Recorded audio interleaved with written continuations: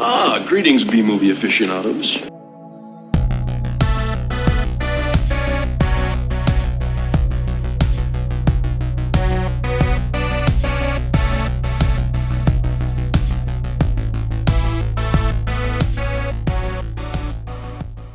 Hello, welcome to Couple of Flicks. So I'm Tristan.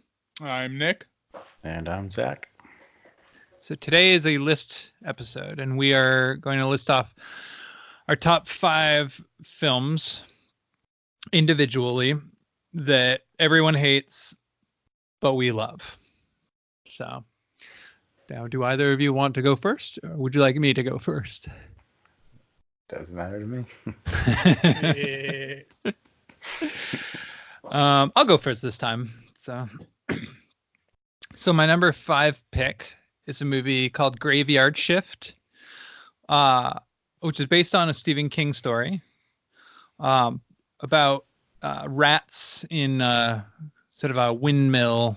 Like there's a sort of a rat infestation inside of a windmill building, and it pretty much it's about people trying to exterminate the rats, and it's a horror movie.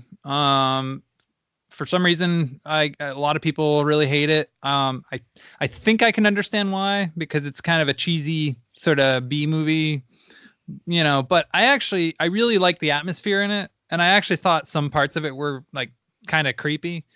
So I don't know. Have either of you seen it? Or? No. Heard of it. Haven't seen it though. Okay. It used to play, I think, on like USA or one of those channels, and so I've seen it like a few times, and I don't know, for some reason, like that's a movie that I really enjoy, but I know that's considered a bad movie. So, like I often see it on like lists of worst films and stuff. So I haven't even heard of it. Yeah, Graveyard Shift. It's got a pretty cool poster, actually. I actually know it's Stephen King one. I think I have heard of it. Yeah, you might have. Yeah, I have heard of it. It's Stephen King, you said, right? Yeah. He doesn't make that many good movies, unfortunately. Yeah, I would agree, but like I wouldn't even consider like one of the bad ones. You know, like it's not as bad as like, for example, whatever that one was at the end where those meatball things were flying in the air. I don't remember the name of it, but yeah, like I know what one you're talking about. I forget. Yeah, like the CGI just kills that movie, whatever it is. The Langoliers, that one. Okay. Yeah, it was taking me a minute, but Was Dreamcatchers any good? I heard it was bad. I didn't really like Dreamcatcher. I mean, there were some cool like makeup moments, and some decent gore, but I don't know, like it kind of just felt like I don't know, it just felt very familiar, you know, like it felt like sort of like a retread of familiar sort of material that Stephen King has kind of done before, you know. Like there's aspects of it that remind me of like It, and there's aspects of it that remind me of like The Thing, and I don't know. I for some reason just Dreamcatcher, it was hard to get into for me. I wasn't crazy about it, but Never saw it. yeah. All right. Good cast.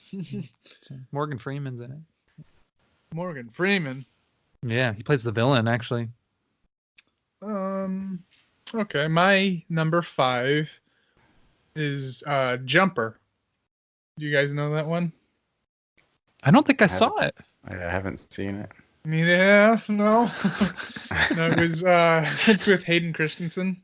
Oh, okay. It's like a sci-fi kind of movie where there's these, I don't know, I guess race. I don't know if it's a race, but there's these people that have special powers to teleport. They have teleporting powers, basically. Okay. So what basically happens is, like, he's a kid. He's has a crush on this girl. Some bullies chuck like this present he got for her out on the ice, and he going to get it. He busts through the ice, almost dies, but then, like, he's a nerd. He likes books and shit. But as he's drowning, he like just fucking teleports right into the library, like his favorite library, and like just water just gushes through the library and destroys it. And that's how he first learns how to, you know, jump.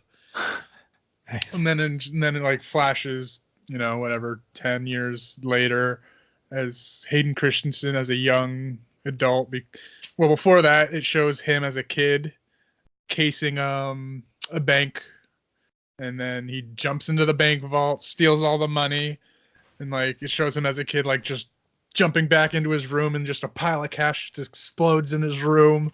And then like the movie just takes place 10 years later. He's an adult living in this fucking penthouse in New York that he clearly had bought or got all it by stealing or using his powers, clearly, because he's like just like he would just jump like across the room, like he had like an island in his kitchen. He would just jump across the island to get like a cup of coffee. He would like jump to the the coffee machine, pour it, and then like jump around his house just doing everything. And I thought, oh, that's cool, because I like teleporting. That'd be like my favorite, like my superpower that I would choose. And like X-Men, Nightcrawler's my favorite. So like I just loved the teleporting superpowers. And then but like the whole movie is basically it's an ancient order of these teleporters that have been hunted down for millennia by these Templars, is what they're called, and it's Samuel L. Jackson. He's the main bad guy in it, and like they have these special weapons that can open, because when they jump, there's a little rift. So like if there's another throughout it, he meets another teleporter guy, and you can jump through other people's rifts because they last a little bit. So, he's like following him through rifts and shit. But anyway, the bad guys like have these powers or these machines that just hold the rifts open so they can jump through as well. And like, if they're hit with electricity, like tasers and shit, they can't jump. Okay. Because like the electricity fucks with their powers. So like, that's what their weapons were, like these fucking spear guns basically of electricity, like spear gun tasers. So that was pretty. There was just a lot of, I thought, really cool action scenes of them. Just like, it's what I like. It wasn't like anything like mind-blowingly like deep, but like the action scenes were pretty sweet. And like and like their powers too is they have to know where they want to go before they go there. Okay. So they would have had to been there or something, or they can, I guess, use pictures and shit too. So like, I forget what the term was, but they all have this like a wall or areas that they go to. Okay. And like in Hayden Christensen's apartment, there was just like, he had like a secret vault room of just pictures and postcards of all of his different jump points and shit.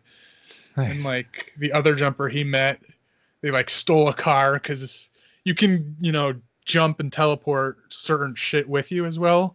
Yeah. It takes more power, but like his bunker was out in the middle of fucking nowhere in the desert. He was like playing Xbox and like cases of Mountain Dew in like the middle of the desert, running off Jennies and shit, because he knew like those Templars were hunting all the teleporters down to try and kill them, because only God can be in one place at the same time. Nice. or all places at once. Only God can do that, because it was like religious themed. The bad guys were, and like it was just a really fun movie. But everyone hated it because it was hot off of I don't remember if it was Attack of the Clones or they were just like hating on Hayden Christensen a lot. I know there was a time period where it was cool to hate Hayden Christensen. Yeah, and that was the period, and he was kind of douchey in it, not that great of an actor in it. But just the movie itself, I thought was pretty dope, and like, the fight scenes were awesome, and like, I don't know, do you want spoilers in it at all, or like?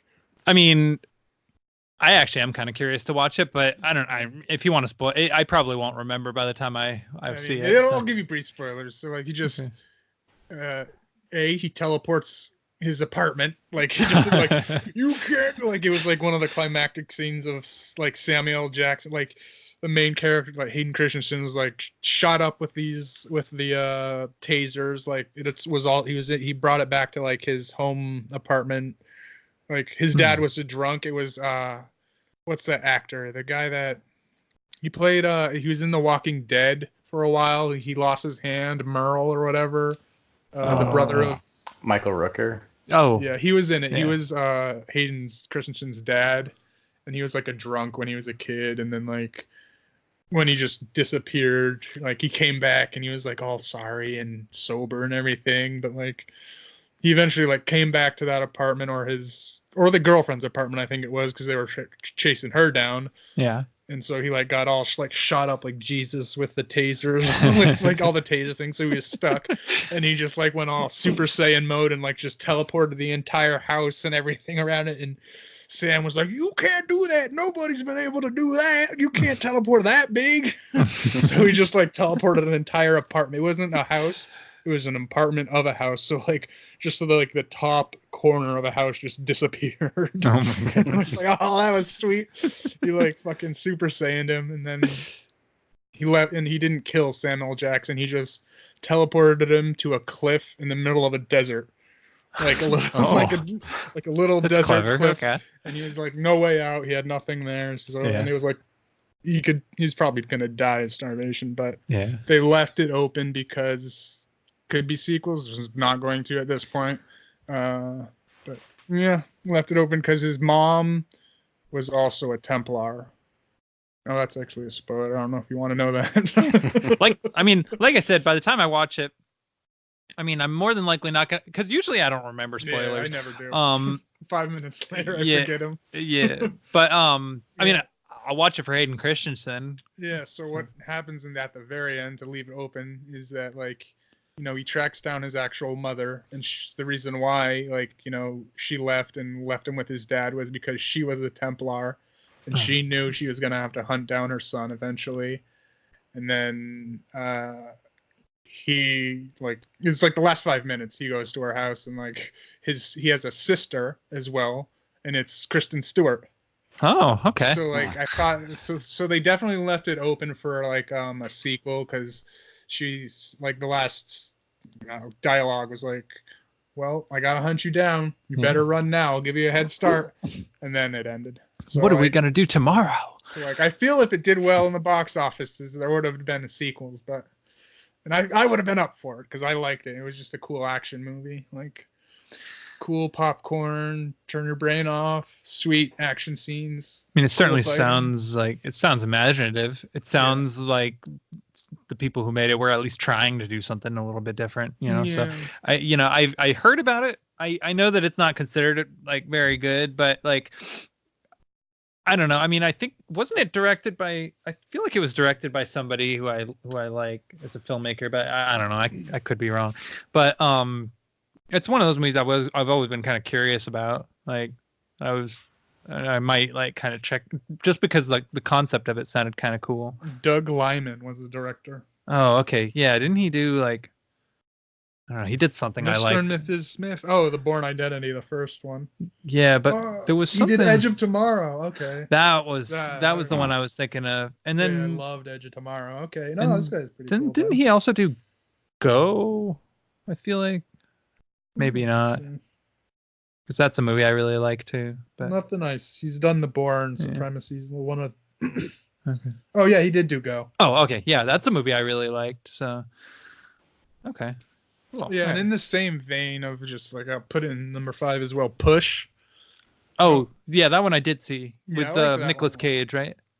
No, Oh, okay. it's with, I think, what's his face? Captain America, maybe. Chris Evans. Yeah, I think so. I don't think I saw that one then. It's another like telekinetic movie, except it's not teleporting. It's like they have they can push shit with Okay. their mind. Oh, okay. I haven't seen that one. What was the Nicolas Cage one? Oh, I was thinking of Next. I Yeah, think. yeah. That's the one I was thinking. Yeah, that one. Yeah, so Yeah. Push also got pretty shitty ratings, but I like it. Okay. And honestly, like I just like that powers of like mental teleporting and telekinesis and shit like that. Yeah. So that's another. I don't remember too much of it, but I remember liking it. Had cool fight scenes and shit as well. Yeah, Excellent. Chris Evans was in it, and Dakota Ah. Fanning. All right. Cool. All right. Jumper. Cool. Well, my number 5 is Rubber. If any of you have seen that one. I Yeah. haven't seen it. I know it. But No. It's I've the seen it. Yeah. Killer telekinesis tire. Yep. Yeah. Yeah. everyone hates it, but I I thought it was different. Like it doesn't have like a plot exactly, Yeah. but it was fun. Although the last time I watched it, I was super stoned. So Yeah. Like any movie could. Pretty much.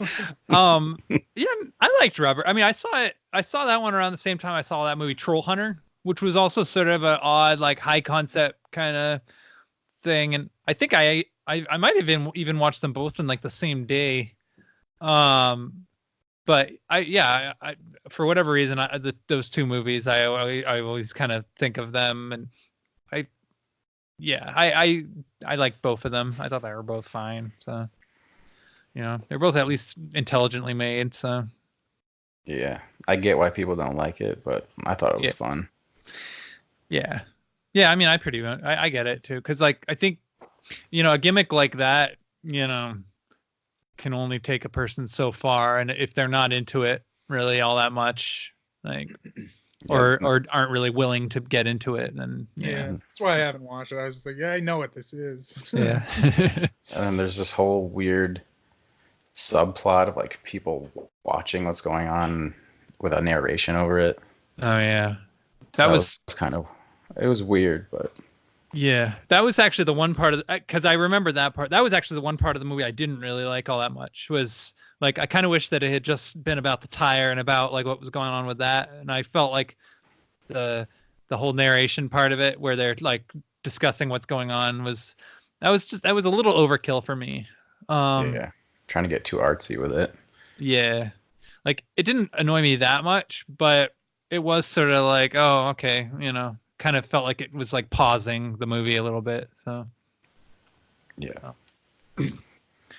So my number 4 pick, I'm kind of cheating a little bit because I couldn't really decide between two movies. So my number 4 pick is a tie between two Robin Williams movies, actually, Toys and Hook. And actually, before, like, I want to say, like, there's a weird kind of story. I have kind of a weird history with these two movies. So when I was like, I think 5 or 6 years old, my dad rented the movie Hook on video, and for whatever reason, the people at the video store, they put the wrong movie in the case, and they put Toys in the case, which I guess I could kind of see why one would do that, because both star Robin Williams and both movies have 4 letters in their name. So like, but when I watched the movie Toys, like I thought it was Hook.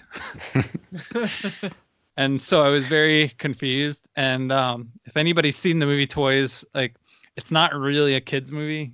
Like it was sold as a kids movie, and it was advertised as a kids movie, but it's like it's actually pretty dark, and I found it absolutely terrifying. It was like the first movie I kind of ever saw where there were killer toys in it, and like I've never found like Child's Play or any of those movies to be scary. I always thought they were kind of stupid, because it's like if it's a killer doll, it's just not scary to me. But for some reason, Toys I find scary, just because there's something really menacing about the idea of toys like turning on you, And then I also found like the idea of like toys being militarized, which they kind of expanded on that idea more in that movie Small Soldiers that came out a few years later. I mean, that idea is creepy to me. The idea that somebody could take something so innocent like a toy and make it into a weapon. I mean, that's a creepy idea to me. But anyway, Toys, honestly, like, I mean, I'm not going to call it a good movie, but I do love it because it is compelling to me, the idea. And then Hook, again, that's a movie I wouldn't say is perfect. There's a lot of problems with it. The main problem I have with it is Julia Roberts as Tinkerbell. Like that's just the worst casting. Like I don't know what they were thinking doing that. It's like the last person I would cast as Tinkerbell. That's ridiculous. And I know it's considered one of Steven Spielberg's worst movies. And I totally understand why. I think he's made worse personally, but I do understand why people don't like it. But I don't know. For me, like I don't know. That movie meant a lot to me when I was younger. I really liked that Rufio character. Spoilers, I guess. When he dies, that really like blew me away because that was the first time I'd ever seen a film where a kid actually got killed. And the fact that it was a character that I really liked, I felt like I could kind of relate to because he was sort of a odd kind of outcast and but he was also kind of in charge, so to speak, I really liked that character, and so like that aspect of it was for some reason like really stood out to me. So, but I love both of those movies, even though a lot of people don't. I enjoyed both of those. I only saw Hook when I was a kid. I don't remember a damn thing about it though. I just remember it was a Robin Williams Peter Pan movie. Yeah, I mean it's honestly don't remember a thing at all. The concept is pretty stupid because like. A story like Peter Pan, which is about a kid who wouldn't grow up or whatever, which that's a story that meant a lot to me then and now. But the fact that it's a movie about a character who doesn't growing up, like kind of defeats the purpose of it even existing in the first place. So, I mean, the concept of the movie is pretty lame. But I felt like for a movie with kind of a poor premise, they actually did something pretty interesting with it. So, Robin Williams, I mean, even if you don't like the movie, if Robin Williams is in it, he's usually the best part of it. And yeah, I think can't go wrong with him. Yeah, he does a great job,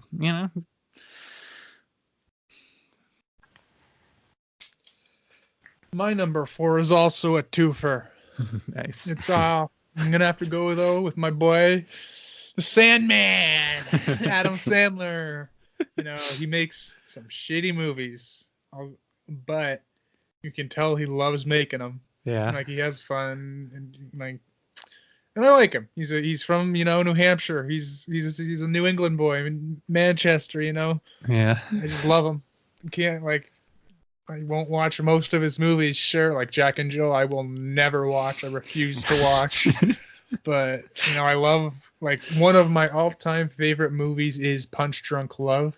That movie just his character is me basically. I just love that movie so much. I was bawling throughout the whole entire movie. I just love Adam Sandler on that as well. He's just it's one of my all-time favorite movies. Punch Drunk Love. But that's not this list because everyone loves it. That's a good movie. Yeah, people love that one. The movies I mean. Click was the general first one I chose because I'm pretty sure a lot of people didn't like it. As far as I can tell, I mean, it was Adam Sandler movie, so it was still, did well, I'm assuming. But as far as I think where people started turning on him, I think was with Click. Where oh, that wasn't that funny. Whereas I don't think it was necessarily supposed to be a laugh out loud, hilarious, funny one. It had a lot of deeper, meanings with all the time traveling and should you do it or not or all this kind of stuff, and the ending scene was heartbreaking too. He decided to die instead of, is that how it happened, right? He dies but then it turns out to be kind of a It's a Wonderful Life kind of thing where it was like a vision of another sort of reality, and then he wakes up and he's on a mattress and in the mattress store, and he realizes that he has to sort of embrace the things in his life that are good, and he has this vision and it changes him as a person basically. Okay. Yeah. So. Yeah, I like that one. I thought it was a little more touching than most of his. I mean, that was Adam Sandler comedy, but it was more touching than many of them. And then the other one I threw in was just Grown Ups. I think that was pretty popular with most of the general population because it got a second one, but critically it was panned and everything. But I thought it was funny. I laughed most throughout it. Had not much plot, but it was just, you could tell that they were having fun making it because it was the best part about it was just all those guys. They're all friends in real life. They're all just giving shit to each other the entire time. Like that's all it was really. It was just them like shit talking each other the whole movie, and it was had good lines and good one-liners and everything. Like plot was kind of dumb, but yeah, good jokes, good one-liners, funny, Yeah. laughed throughout the whole thing. Yeah. I don't think I saw Grown Ups. I was in Grown Ups. Oh yeah. I Okay. did Yeah, an you extra mentioned one, that. Yeah. I don't think I saw Grown Ups.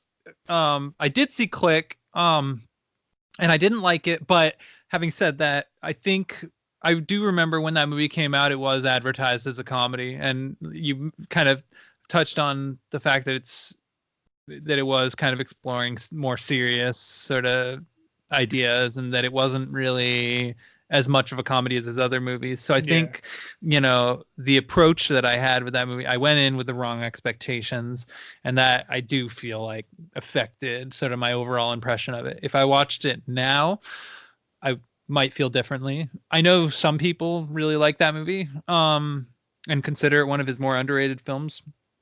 Yeah. That one and 50 First Dates, I feel like are the two that a lot of people kind of wish more people gave a chance to. I don't think 50 First Dates is good, because I actually watched that recently. Yeah. Twice. Like with Yeah. my girlfriend, she wanted to see it. She fell asleep, but I finished it. The next day she wanted to finish it, so we restarted it from the beginning, and I watched it again. So I watched it twice in a row, and it's problematic the whole way through, and just I don't think it was that funny. Overall, Yeah. I I don't remember it, so I do, Yeah. unfortunately. yeah. Click, I don't actually remember very well either. Now Yeah, that I think about too it, much. I remember just the ending, liking but it, yeah. yeah, Yeah. I'll have to. Yeah. All right. So my number 4 is Rob Zombie's Halloween. Oh, I mean, people love to shit on Rob Zombie, but I thought his Halloween was pretty decent. Yeah, I liked his Halloween, the first one. I did too. The first Actually. one, not the second one's that's a different story. Yeah. I like the first one he made. Yeah. The second one, yeah, I liked the concert scene a lot. And there were some visual things about it that I liked, but it wasn't as good as the first one. No. Yeah, no, I like the remake of Halloween as well. I mean, obviously, it wasn't as good as the original, but I Yeah. feel like it was a different vision. It was a different approach. It was kind of a more literal interpretation of Michael Myers, in that it kind of, I guess it kind of makes him into more of a believable type of monster rather than a evil, all-encompassing, monster who you can't get a good who's just an empty, hollow zombie, so to speak. Yeah. And so the fact that they kind of gave a human element to him did kind of make me sort of feel more about the character. So Yeah, and they give a lot more backstory as him as a kid. yeah, I kind of liked that. yeah, I did too. It was basically the same thing as the first film, only it was from his perspective, and it gave a background and a history, and also the last part of it is quite a bit different too. But yeah, I didn't mind it. I thought it was fine. So Yeah, I like his use of gore in it, because the original doesn't have gore, really.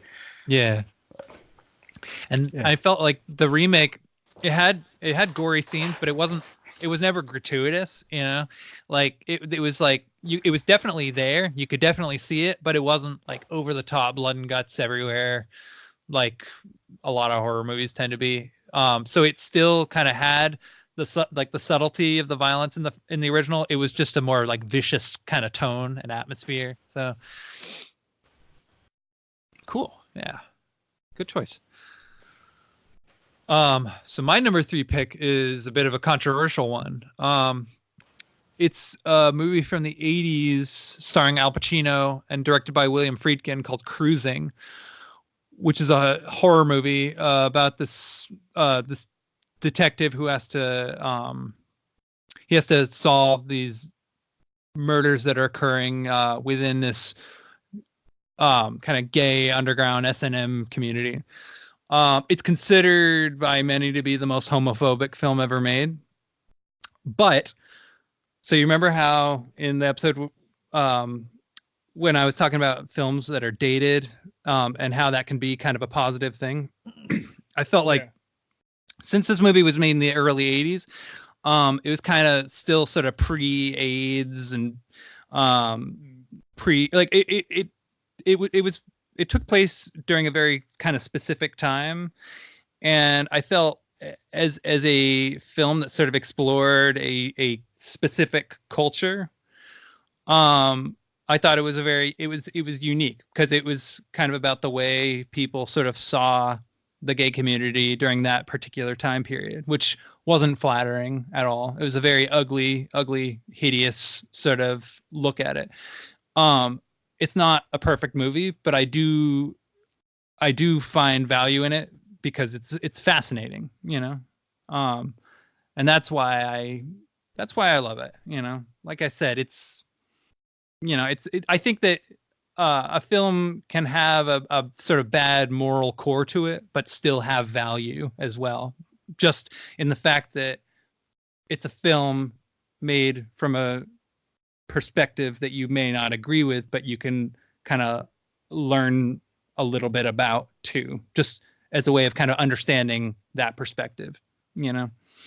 So whether or not you agree with it is a different story altogether. But anyway, that's my opinion. I mean, it's kind of a controversial choice, but that's my number 3. So one I haven't seen yet, but it just got re-released on Blu-ray. I don't know if I'd watch it again, but it's directed by William Friedkin, who did The Exorcist and The French Connection, and he also did that movie Bug with Ashley Judd that I really like. So yeah. So yeah. Okay. I guess my number 3 is In Time. Did you see that one? No. It's the Justin Timberlake one. Okay. Yeah, I don't think I've even heard of it. I've heard of it. I haven't seen it. Okay. It's interesting. Like it takes place in the future world where people stopped aging or something like. I don't exactly remember if it was a drug they took or just some magical event made people stop aging, except for so then they had to come up with there's an overpopulation problem. People are still being born, but everyone's not aging. And then so there's this thing to even out the population, which is basically they put a time clock on you and it'll kill you. So that's how, so you can die, but not from like natural causes. So like everyone has like this glowing tattoo on their wrist at all times. It's like an LED, like it just looks like a tattoo that's always ticking down. And they work, instead of for cash, the currency is time. So like they're going into like these factory jobs, scanning their wrist bar, and they'll get a couple hours added onto their life. And like it's like a thing of like, oh, the rich have years, decades, thousands of years of life left in them. Huh. It's like a class warfare kind of thing where these poor people are, you know, working these hard jobs, barely getting any hours to literally live, like you know, not just like feed themselves and food and shit. They actually are dying because time is running out, because that's currency, and they die. That's how they're, you know, curbing the population.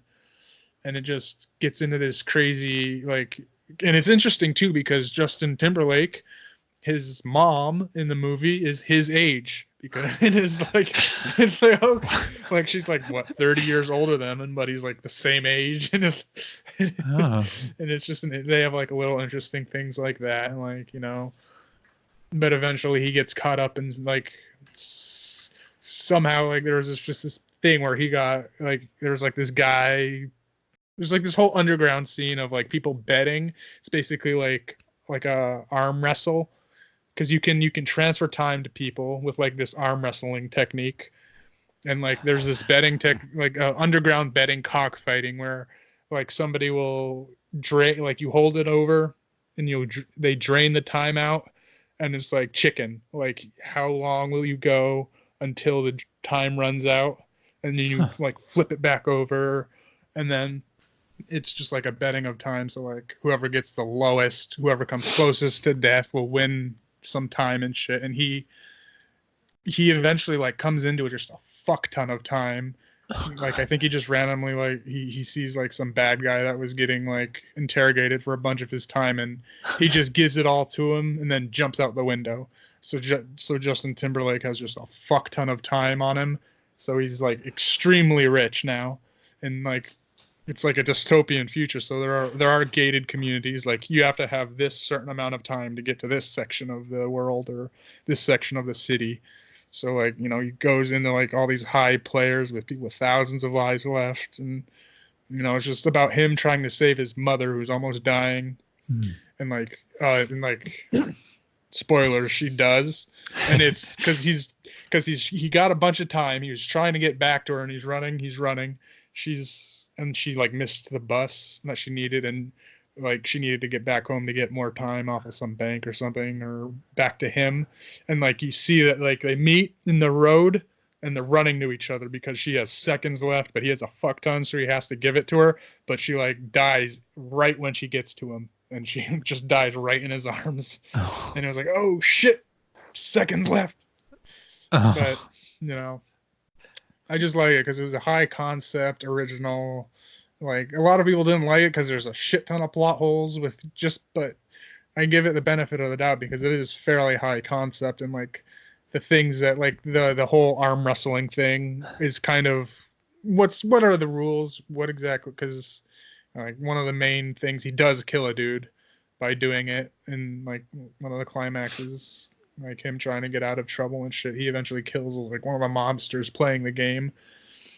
And so there's like just a whole plot holes with how this time thing works. But I thought the idea was original, and it was you know, fun little romp. And I love Justin Timberlake, honestly, as an actor. I think he's amazing. Me too. It's called In Time. Yeah. That sounds really trippy. Yeah, it is. It's really good. But yeah, no, Justin Timberlake's a great actor though. Yeah, okay, I'll look it up. I mean, like I said, I'd never heard of it, so. No, yeah. It's good. Yeah. Cool. My number 3. It's a bad movie. I know it's a bad movie, Excellent. but I love it because it's bad. It's Batman Forever. Oh. Okay, you know, I gotta say, I mean, because I rewatched Batman Forever not too long ago.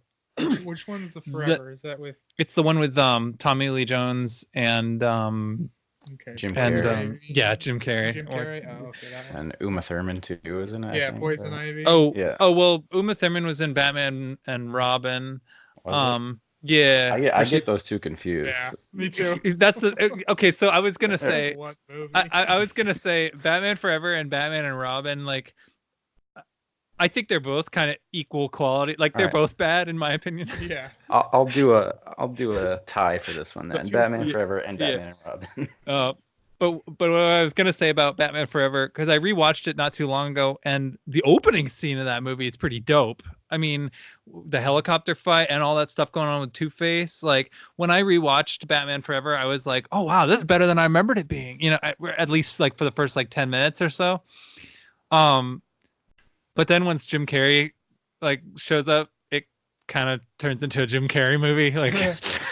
Yeah. And Tommy Lee Jones ends up kind of just getting pushed aside, and then yeah.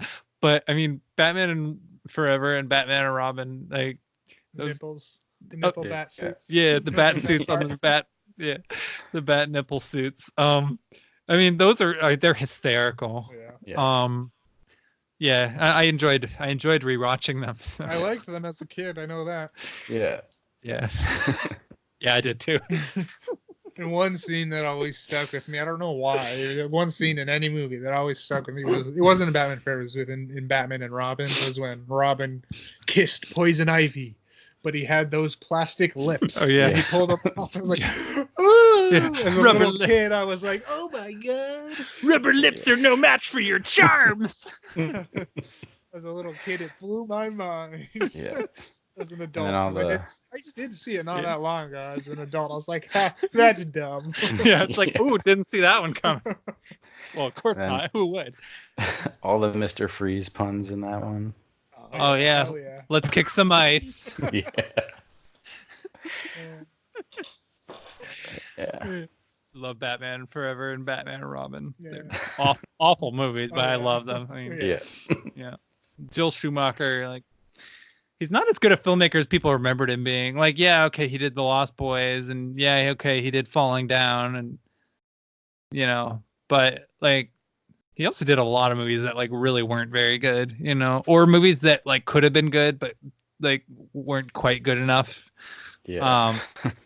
And actually, he did that. He directed that 8mm movie that I was talking about a little while ago with Nicolas Cage and Joaquin Phoenix. Which, by the way, I should have mentioned that Joaquin Phoenix was the best part of that movie. His performance was really good. And since that was pre-Gladiator, it's like, ooh, some young talent before his career blew up and he became the Joker. Yeah. But yeah, well, I mean, Joel Schumacher, yeah. He apologized, I think, for Batman and Robin. One think. of them. Yeah. I vaguely remember that. Yeah. Yeah. My number 2 choice is a Sylvester Stallone movie that, for some reason, everybody I know talks crap about it, but it's called Cobra. And I don't know, for some reason I really love that movie, and I don't think it's bad, like, at all. It's definitely over the top. It's definitely like tasteless. It's the one where he has to do battle with that cult. Did you ever see that one? Haven't seen it. I've heard of it. Oh, okay. I've heard of this movie, but I haven't Okay. seen it, no. I love the atmosphere in it. I felt like the people who made it, like, I felt like the vision behind it was confident. I just think it's a really unique movie, and I don't really know why people hate it so much, but I just remember, like, I think I brought it, like, somebody was talking about Sylvester Stallone or something, and I was like, you ever see Cobra? And they're like, oh, unfortunately, yeah, that movie is the worst thing ever. I'm like, what? I didn't think it was that bad. Like, I mean, sure, it's no Copland, but not as good as like Cliffhanger. It's certainly not as good as Rocky, but I mean, I still really love Cobra, and I don't know. I think it's one of his most underrated movies. So. But I guess most people disagree, and that's fine. Yeah, never saw it. Okay. My number 2 is Death to Smoochie. Oh. I'm sure you guys know of it. Yeah. Yeah, seen You it. guys like it? I love it. I it's love it. I love that movie. Yeah, it was great. it's great because everybody hates clown characters. Mm-hmm. And now we're talking about a movie that has 2 clowns as the main characters, so it's double the hatred. Mm-hmm.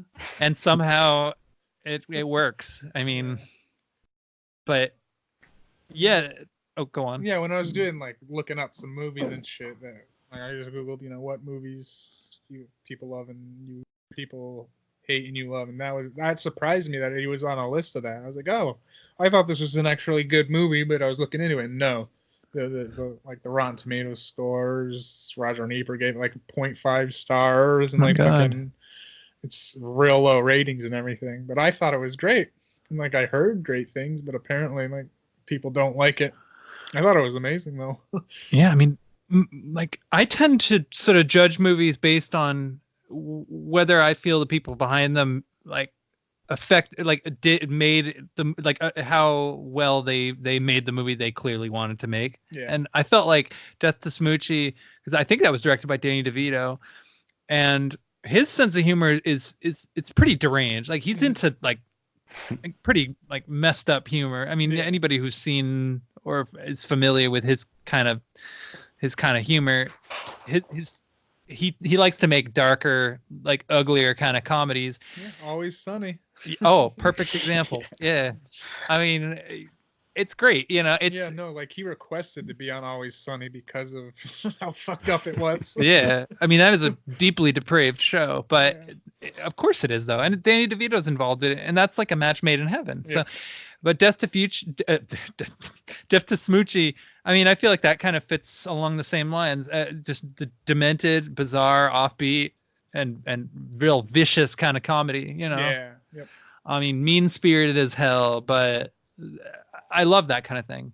And speaking of which, I feel like Matilda, which was also directed by Danny DeVito, fits perfectly in line with his kind of humor as well. It's just, for me, like that's an example of Danny DeVito deciding to make a family movie, you know. And his idea of a family movie is one where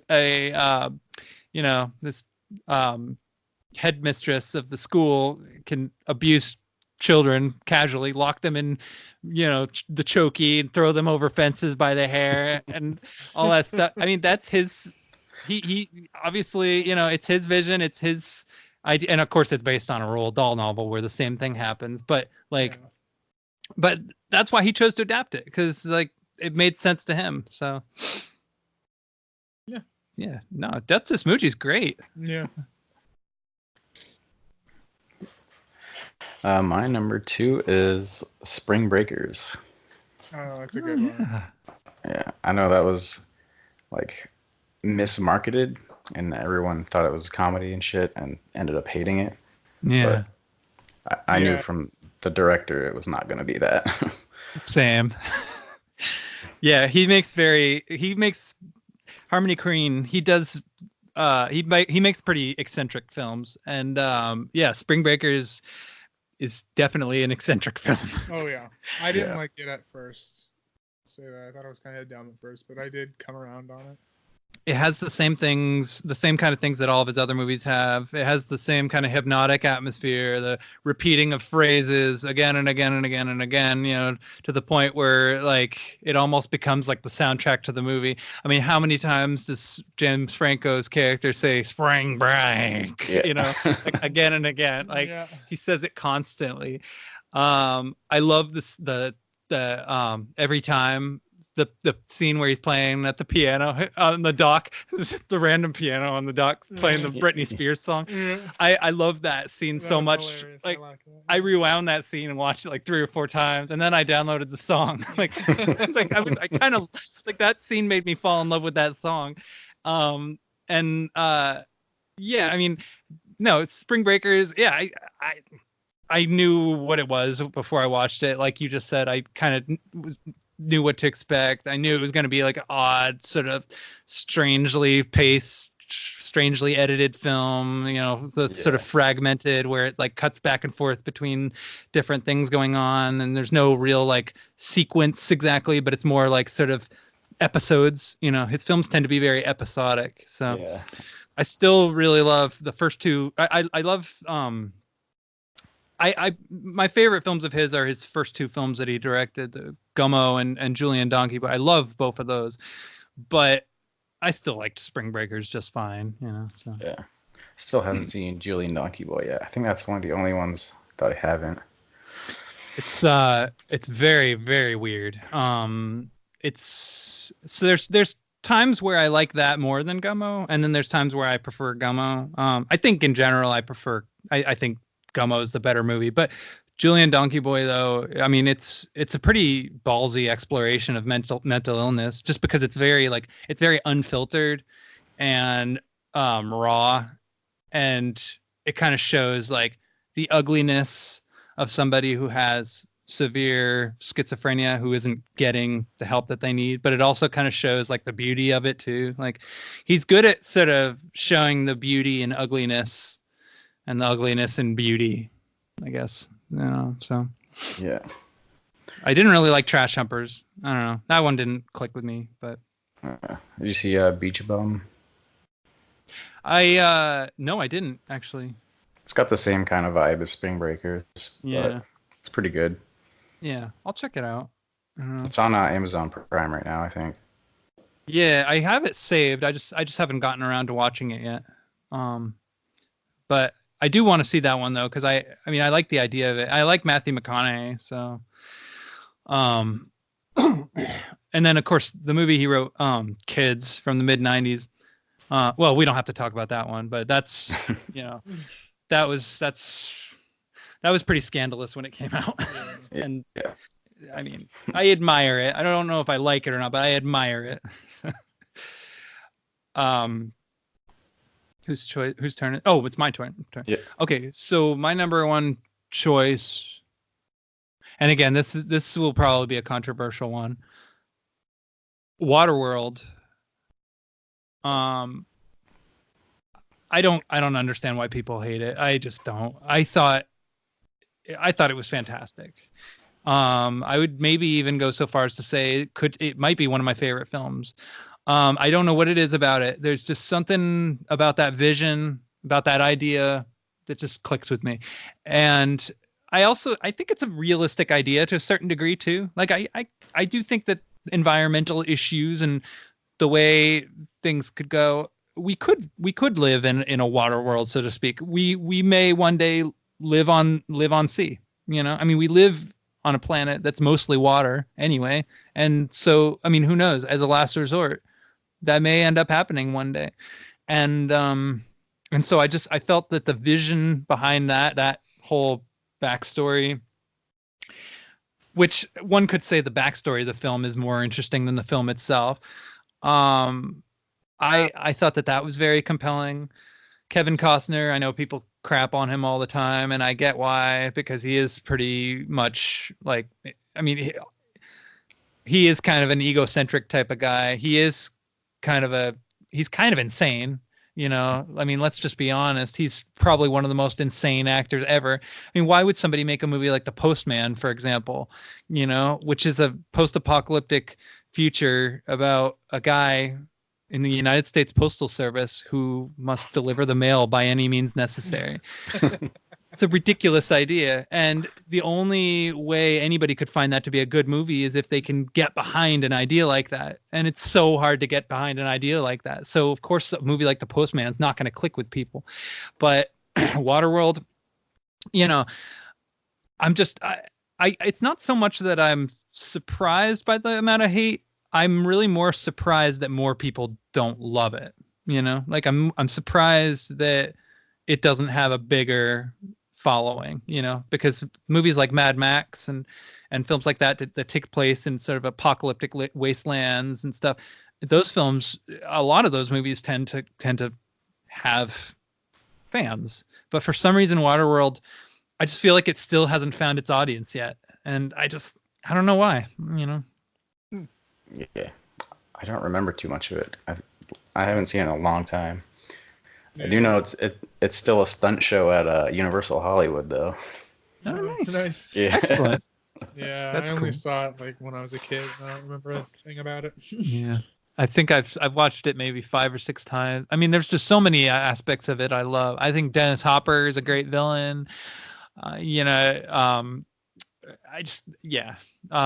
Triplehorn, the actress. I mean, you don't see her in stuff like that very often, and I thought she was well cast. I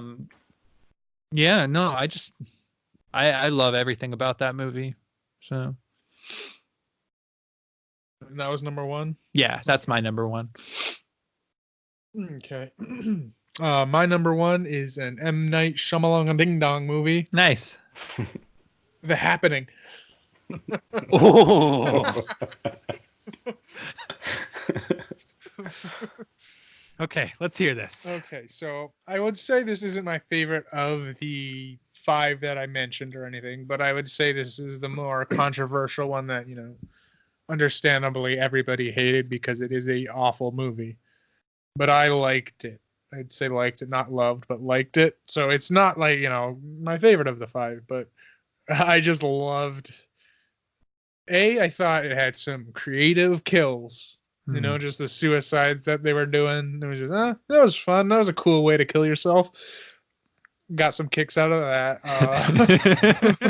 And then also just like the idea of the planet revolting to kill humans, I thought is a cool idea. The way he pulled it off was just stupid. Sure. Like, didn't really work out. It was kind of plot holy-ish. Like they were still in groups big enough sometimes, and they were fine. But sometimes there were like two of them, and they were getting fucked. So like there was plot holes with how the plants were killing people. But I thought it was a good idea of like the planet revolting against humans, and then my favorite part of it was just Mark Wahlberg's performance. Like he's not the greatest actor, but he can act. Like he fucking what was it? The Departed. I mean, oh yeah, he was great in that. Yeah. He's like sure he's shitty in a bunch of movies, but he can do really well in a bunch. Yeah, I mean, for every The Happening, there's at least like 2 or 3 Boogie Nights. I mean, I'd say the majority of his roles have been good. So and this is the thing is like I think this is peak Mark Wahlberg in this movie. Like, just he was giving the flattest performance you could ever like. You have to try to do that. I feel the performance he was giving, so, and I just like everything he was saying. Like, was just hilarious. Like he was saying the most serious things and the most toned down thing. Like what? No. Yeah, no. What? No. Why are you doing this? So every time he was on scene, I was just on screen. I was just fucking laughing my ass off. And then just one scene that put it over the top for me was when they found that old lady's shack in the middle of nowhere, and she went nutto. Again, a plot hole. A bunch of people that were traveling together were fine, but this lady went crazy when she was alone in a house. I don't know why the plants decided to target her, but not these groups of people that were traveling.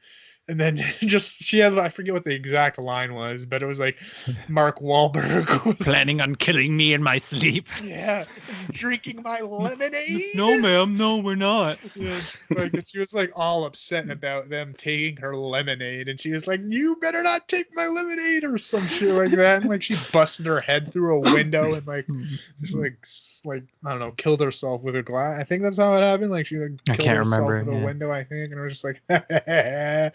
That was awesome. Just that old lady going nuts over lemonade. Yeah. The Happening. Yeah. I mean, the thing about The Happening, like, I mean, I was actually kind of into the style it had going on for like the first 2/3. I liked what was going on with John Leguizamo, and I thought there were some unexpected sort of aspects to it that, were kind of interesting, but I gotta say though, that ending really, really didn't make any sense to me. And the thing about M. Night Shyamalan, like, didn't it just stop? It just kind of stopped, and then it just kind of went on unresolved. And then they were like, "Oh, the plants are killing us," but then they kind of hinted that it might not be the plants, but that it might be something in the wind. And then they just kind of decided that it was the plants, but I couldn't really figure out why. And then they just moved on with their lives, and then that was kind of just it. And like M. Night Shyamalan, like I think really the biggest problem with him is that his visions are just his ideas. He's such a divisive filmmaker. I feel like his ideas are they're too specific, and he doesn't quite have a solid grasp on how to fully realize them. And I think that. And by the way, you're not the only fan of The Happening. The Roger Ebert, the guy who gave Death to Smoochy a 0.5 star, I think he gave The Happening like 3 stars out of 4. Yeah, I think he was actually one of that film's only defenders. And when I watched The Happening, I had heard that it was really bad, but I mean that's by that point everyone was saying all M. Nights were bad. Exactly, like people were saying that The Village and Lady in the Water were really bad, and I watched both of those and. They weren't that bad in my opinion. Like I didn't like Lady in the Water, but I didn't think it was the disaster that a lot of people were claiming it was. I just thought it was just a film that was just too singular, basically. Boring. Yeah, I mean, it just wasn't my kind of movie. I never saw The Village though. The Village, my problem with The Village is that I figured out what the twist was like pretty much at the beginning of the movie. Yeah, and I know the twist now, so I don't really yeah. want to see it. So it's like, Yeah, and it's the kind of twist where once you know that that's the way the movie ends, like there really isn't a reason to see it, you know. And unlike Sixth Sense, where like you can know the twist and then you can watch it and try and figure out, oh, look at that, he's not interacting with that person. Oh, Yeah. It's fun to like see the little twist go throughout the whole movie. But the thing about The Village though is people were talking about it like it was like a bad movie, and like to me, like I didn't think the movie was bad. I thought visually it was good. I thought the audio quality was good. I thought it was a well-directed movie. The script sucked. That was really kind of the biggest issue with it, was that it was That's one of his biggest issues. yeah, his scripts are just never really all that good. And like, I watched. You should get a writer in there. Like I he has good agree. ideas, I think. Like he has good ideas. He should just get some fucking writers in with him. He knows how to make a film. He just Yeah. doesn't know how to write a film. I mean, I liked Unbreakable, and I loved Unbreakable. yeah, Unbreakable was good, and I I liked liked Split. I liked Split. I haven't seen Glass. I saw Glass. I hated it. Fuck. I know. I mean, and to me, like actually, Glass was probably the most disappointing film of his, in my opinion. Like I would say I hated Glass more than The Happening, only because that was a bigger disappointment to me personally. This is just my opinion. I heard you know? it people liked. Not like it wasn't as good as Unbreakable or Split even, but they said it was good enough. Yeah. Is what I've heard. Maybe you will like Glass. Who knows? It's just my opinion. I personally thought it was awful, but I did like Unbreakable and I liked Split. And I do know some people that like Glass. So who knows? Okay. Maybe you will watch Glass and you will like it. You'll see something in it that I didn't, and we can have a dialogue. Yeah, I don't know, but most of his films they end up being mostly just kind of dissatisfying for me, Having said that, though, I still thought The Happening was really interesting. Yeah. So. And did you ever see Patton Oswalt's rant on how to make Unbreakable a trilogy? No. It's like an older YouTube video, and he goes into because he liked Unbreakable, and he tied in all these things that were going on in Unbreakable, and he's like, yeah, there's clippings that there are others, and then he made it. He's like, there's this trilogy, there's Unbreakable. I forget what he named them, but and I don't think it didn't go the way he planned it, but his would have been better. Like again, you should have just gotten Patton on that shit. Like M. Night, what are you doing? Because like the story he laid out because he did lay out a trilogy, and it like would have been probably a better trilogy, even though I liked Split a lot, honestly. Yeah. But it had nothing to do with his trilogy idea. I really like the fact you like The Happening, by the way. I don't know why. I just think that's really cool for some reason. So. All right, we on to my number one is Star Wars Episode 1, Phantom Menace. Oh. Okay. So Star Wars. I mean, yeah, I know it's not the greatest one, but it was like the first one I was able to see as a kid in the theater. Me too. I really loved it. Yep. Yeah. So did I when I was a kid. Me too. And I still love it. I mean, I don't know. It's funny because when I saw it as a kid, I loved it, but I also enjoyed the first Star Wars, and I was a kid. I didn't know what good movies really were. I just thought, sweet, a Star Wars movie that I get to see. And then, but I've heard people I don't know, Jason Mantzoukas from How Did This Get Made podcast. It's kind of the same idea as this podcast, but he's mentioned that the first time he took a girlfriend, he was 14 or whatever when it came out, and he took a girlfriend to it, and he cried uncontrollably at it because of how bad it was. He was a huge Star Wars fan growing up, and no, he was in his 20s. That's what it was, because he's old now. But he took a girlfriend to his 20 in his mid 20s, and he just at the end of the movie, he said he sat in his car for 20 minutes and just sobbed uncontrollably because of how bad it was, how bad of a disappointment it was, and he's hilarious. His story was a lot more funnier than I'm making it out to be. But he said no, I cried because of how bad it was. But I liked it. I don't know. Yeah. I like all the Star Wars movies except for Episode 2. So maybe I'm not the best person to really judge. And actually, if you want to maybe go outside of the trilogy, if you really want to know what like in my opinion, the absolute worst Star Wars anything is, it's the Star Wars Holiday Special. But I'm not going to talk about that because that's I don't think yeah. that. I don't think it counts. I don't think it counts, but at the same time, like I know enough Star Wars fans who are like, oh, that was the first appearance of Boba Fett, oh, blah, blah, blah. And it's like, all right, yeah. So that is what the movie's known for, is the first appearance of Boba Fett. But having said that, it's still a piece of garbage. But for me, Episode 1, I saw that for my birthday. Actually, I turned 10, and I loved the two things I loved about it the most were the pod race. Yeah. Yeah, it's always great. And it's one of the best things about the movie. Yeah, and watching it now, like I still get hyped up on the pod race. And then you got the video game. The video game was N64. It's good shit. Oh, That was fun. I got so good at that game. Yeah, that was a fun one. Yeah, that's one of the best racing games. And then the other part of that movie I really loved was the fight scene with Darth Maul Oh yeah, at the end. And that was great. even though it's not a perfect scene because it cuts away a lot to other stuff that's going on, which I felt kind of broke up the suspense a little too much. But otherwise, that was an amazing fight scene. Like that's one of the best fight scenes in any of the Star Wars films, in my opinion. I know not everybody agrees. So I think that there's still value in Episode 1, even though there are problems with it. I mean,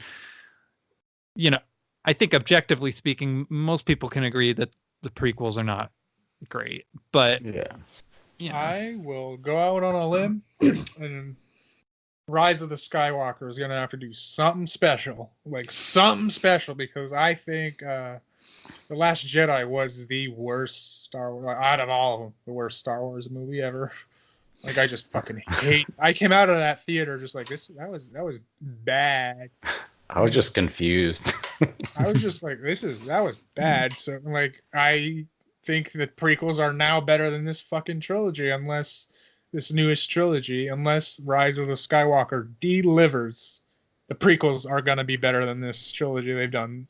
The Force Awakens was good, but it wasn't anything mind blowing. It was just a reset, a good reset or retelling of, Episode 5 or 4 or whatever. But like, if they have to knock Rise of the Skywalker out of the park to make me think that it's better than the prequels, The Last Jedi was just that bad that it like made the prequels look like a fucking cinematic masterpiece. yeah. I mean, I kind of hold the controversial opinion that Episode 7 and 8 are fine, but having said that, I should say that I'm not really attached to any of the characters. I'm not really attached to any of the plot. I'm not really attached to really anything that's going on. I'm really more in it for the action scenes. And for me, The Last Jedi was satisfying. But I can certainly understand why people don't like it, because the best way to kill a trilogy is to have one movie establish many, many things, and then to have the follow-up basically reverse every single one of those things in very specific ways, almost as a way of just subverting every possible expectation to the point where it becomes the least satisfying movie it could possibly be. That's essentially what the Last Jedi did. But having said that, I still think Episode 2 is, objectively speaking, a worse movie because, and I know that not everybody agrees with me, but my feeling is that the worst kind of movies are the kind of films that build up and build up and build up and then don't deliver. And for me, Episode 2 was a big, long build up to the Yoda fight scene, which to me felt, to me, that looked worse than Power Rangers. I loved that. I hated it. I absolutely hated it. I think that one scene was better than all of The Last Jedi. Yeah. I love it because Yoda was always a puppet and shit, but you knew he was one of the most powerful Jedi in the universe. Yeah. But you never got to saw him fight because he was a friggin' puppet. Yeah. So in Attack of the Clones, when you actually saw him like whip out his skills, flipping around, doing all crazy shit, I thought Yeah. that was dope. I thought it was cool when I was watching it. I liked it. I liked it when he did it in the third movie. I thought that was Yeah. great. But yeah, I don't know. But I respectfully disagree. But I think that I did like the idea of it. I liked that it was kind of like it kind of reminded me a little bit of like a Jet Li movie a little bit. The flips and how he was maneuvering, and I liked. Yeah, and it made sense because he's a tiny little dude, so he would like be able to do some crazy flipping and Yeah. acrobatic shit. I loved the idea of it. I just thought personally it looked like garbage. But I don't know. It's possible that since I think also part of it was that a lot of people were raving about it as being this amazing fight scene, and so I think maybe the hype might have killed it for me. But I don't know. But every time I watch episode 2, because I've rewatched those films many times, Oh, I haven't. and I don't know. Every time I watch episode 2, I still just can't get behind that scene. I don't know why. That was my favorite scene. I was waiting for that because I loved Yoda in the Yeah. originals. Oh yeah, But Yoda's I awesome. always wanted to see him fight, but I knew like I was smart enough to know that the puppet fighting, that's not going to be all that Yeah. cool. Finally, CGI. We got to see Yoda fight. It was cool to see him fight for the first time, Yeah. and I remember just cheering like, yeah, Yeah. and whipping out his saber for like, oh, it's going down. and it was Yoda's about to whoop some satisfying. ass. Yeah. So, but I'm glad we got a chance to talk about Star Wars, though. Oh yeah. Yeah. That'll get some clicks. Yeah. Hopefully. All right. Cool. So anything else you guys want to throw out? Like, I don't think so. Oh, one of my honorable mentions was you mentioned Small Soldiers. Hmm. I liked that movie when I was a kid. that was good. I think people hated it though, but I don't actually remember if it was popular or not, but I think- that was one I wrote down for an honorable mention. I think a lot of people sort of wrote it off as a Gremlins ripoff, which I don't know how it's a ripoff because it's by the same friggin' director, but whatever. Oh, is it? Yeah. I saw it more of a adult Toy Story. Pretty much. I mean, it's Yeah. the reason it's a DreamWorks. It's kind of like the counter, which at Like the time, Bugs Life Ants. yeah, exactly. It was sort of like their response to Toy Soldiers or Toy Story, not Toy Soldiers. Toy Story. Toy Soldiers is a different movie. Which actually Toy Soldiers, I'll talk about that in another episode. But Small Soldiers, that was DreamWorks' response to Toy Story back when DreamWorks was actually cool, you know. So, I'd say, let's see, honorable mentions. I like Anaconda. I know. With I, the LL Cool J, or was that It had Ice Ice Cube, Ice Cube? Jennifer Lopez, John Voight, Eric Stoltz, and had some other people in it. Oh, Deep Blue Sea was the one with LL Cool J. Yeah. I love- Oh no, oh, that was that's another that was good LL honorable Cool J and Samuel L. Jackson. Yeah. That's another honorable mention, I think. Yeah, and People Thomas Jane. shit on that movie, but I fucking love it. No, Deep Blue Sea and Anaconda, I think both of those are great. Yeah. And they're both I think Deep Blue Sea is probably the best death scene in any movie maybe ever. that I was think. good. Yeah. Samuel L. Jackson. Yeah. That was awesome. that made me love the movie. Honestly, when I was first watching, I was like, okay, this is fine, Totally whatever, like shark one of the- movie. And then that death scene, I was like, oh, I love Yeah. this movie. Oh man, I watched Deep Blue Sea so many times. Yeah, I did too when Yeah. it first came out. I used to quote it. You ate my bird. Yes. That's Oh, great.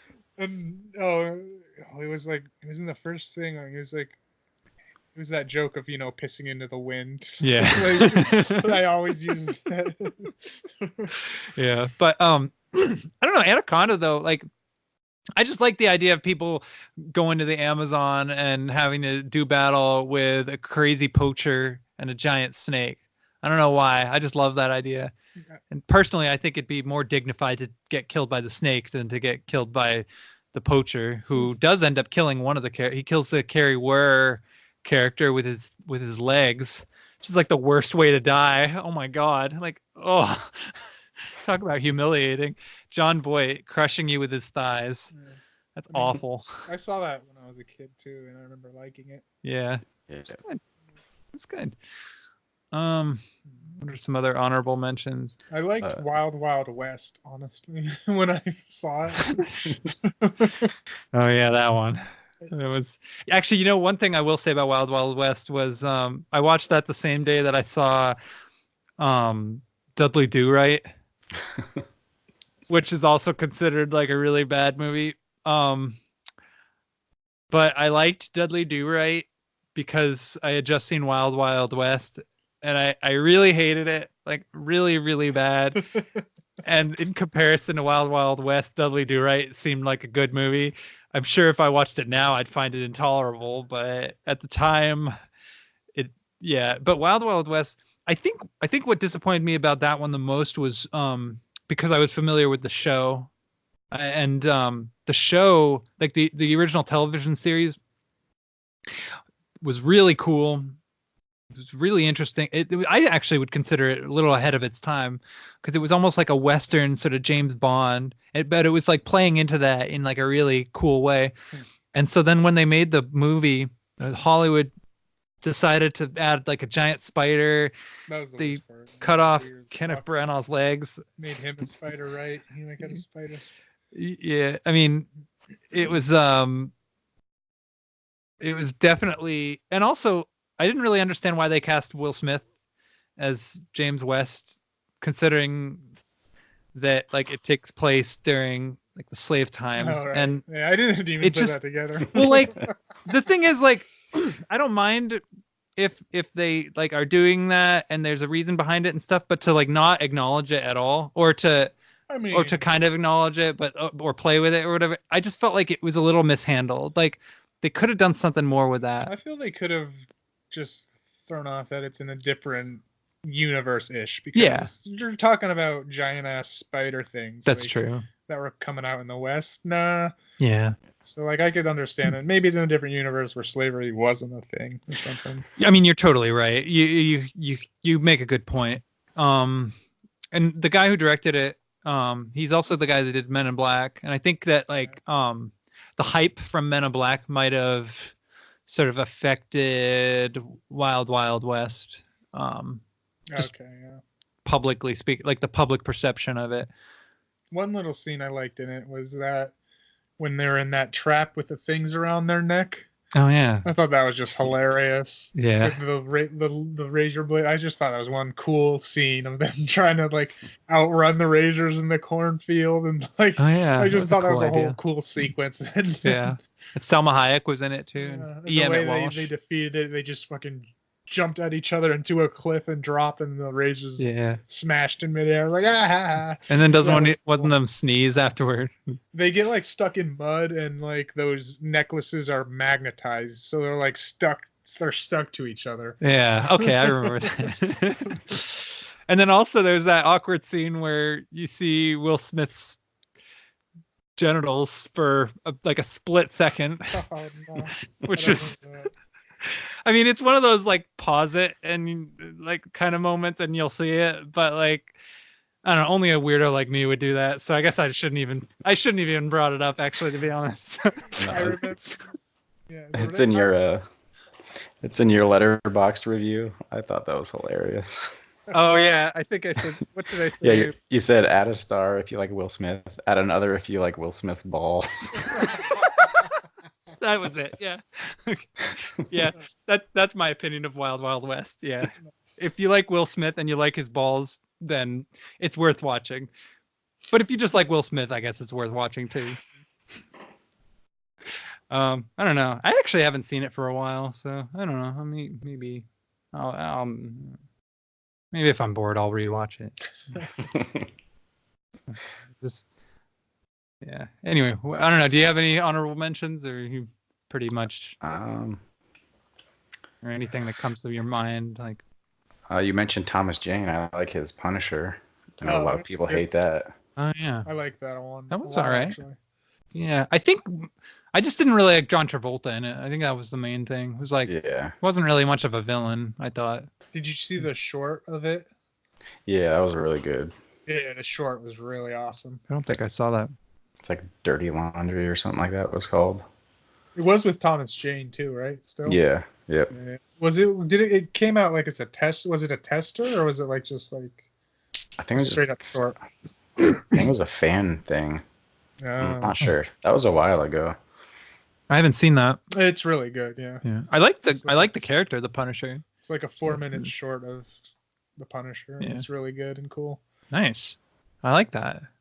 Yeah. John Travolta, by the way, like I'm curious to see his new movie, The Fanatic. Yeah. I've- Fred Durst movie. Yeah, all over like the internet. I'm curious. You know me. I mean, I don't like to read other people's thoughts or opinions on it before I see it, or before I see really any movie. But I have heard that it's considered bad. But I don't know. I'm still curious to see it. I'm curious. Just Yeah. how it looks. Yeah.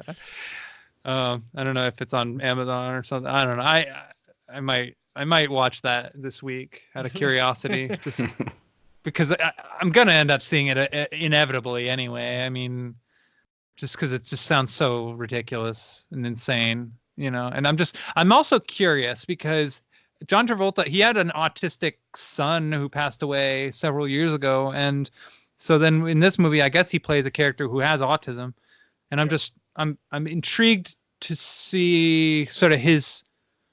I don't know. I'm intrigued to see his performance. I really am. You know. So. But anyway, that's what John Travolta is doing lately. But it's a bummer that last year he was in Gotti, which was considered one of the worst movies of last year, and then he was in The Fanatic this year, which is considered one of the worst movies this year. So John Travolta as an actor hasn't had the greatest of luck lately. It's kind of a sad thing because, you know, for somebody who's actually done some decent work in the past, it's like, oh man. Yeah. It seems like he's gonna go down the route of straight to streaming soon. Yeah. Right, yeah. And it's, oh well, I don't know. I'll still see it though. And I did see Gotti, by the way, just out of curiosity, and yeah, that wasn't good. Don't watch it. All right, cool. So Nice. I guess that's it. So All right. all right, well, peace out, everybody. Goodbye. Have a good day, and salutations. See ya. Like and subscribe, Yeah, smash that like button. please.